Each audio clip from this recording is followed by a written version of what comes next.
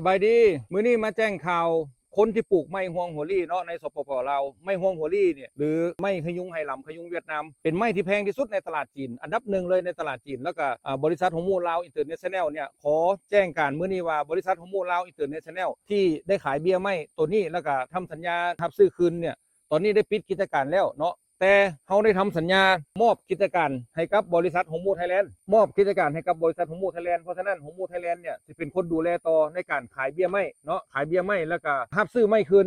รับซื้อแท้นะเพราะว่าต้นนี้เขาก็รับซื้อโดยบริษัทหงมูไทยแลนด์ตอนนี้เขาอยู่จังหวัดลำพูนประเทศไทยอันนี้คือสวนของผู้เลี้ยงคิดนี่ปลูกเป็นหมื่นๆต้นปลูกเป็นหมื่นๆต้นนะหลายแล้วเขาก็ซื้อคืนอันนี้คือส่งไปประเทศจีนตอนนี้กำลังส่งออกไปประเทศจีนแล้วก็เขาได้ส่งออกไปประเทศเวียดนามมา6 สวนแล้ว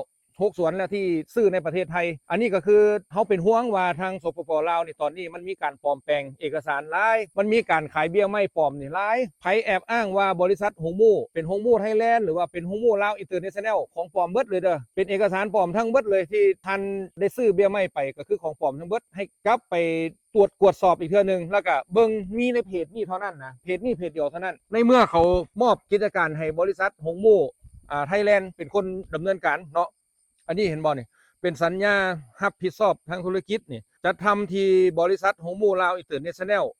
แล้วก็อันนี้สาระสำคัญของมันเนาะก็คือว่าเรื่องของการจำหน่ายเบียร์ไม้ฮวงหัวลี่ที่ขึ้นทะเบียนถูกต้องกับไซเตสทั้งไซเตสลาวทั้งไซเตสไทยการรับซื้อไม้ในสปปลาวทั้งเบิดจะดำเนินการโดยบริษัทหงมูไทยแลนด์จำกัดเท่านั้นเพราะฉะนั้นบริษัทหงมูลาวบ่มีแล้วเด้อตอนนี้บ่มีแล้วนะ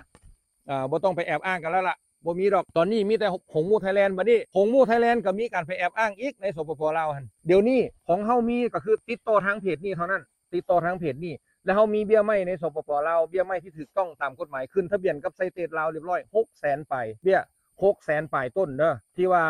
ขึ้นทะเบียนไว้แล้วเอกสารทุกอย่างมีเบิดแต่ว่าระวังเอกสารปลอมเพราะว่าเขาก็สั่งซื้อเบี้ยไม้เขาไปเขาก็ถ่ายเอกสารไปแล้วเขาก็เอาไปใช้ต่อว่าซั่นเถาะเอาไปตัวขายต่อตัวขายเบี้ยไม้ต่อตัวขายเอกสารรับซื้อสัญญารับซื้อคืนแล้วก็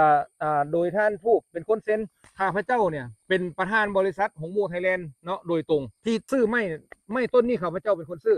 สวนนี่ข้าพเจ้าเป็นคนซื้อก็คือซื้อไม้เนี่ยส่งไปประเทศจีนส่งไปประเทศเวียดนามเพราะฉะนั้นตัวจริงของแท้แบบนี้ได้มาเว้าแบบนี้แล้วท่านฟังเด้อตั้งแต่แรกนี่ท่านเบิ่งคลิปแต่ละคลิปเนี่ยเป็นคุณโต้งไผยักษ์คือข้าพเจ้านี่แหละเป็นคน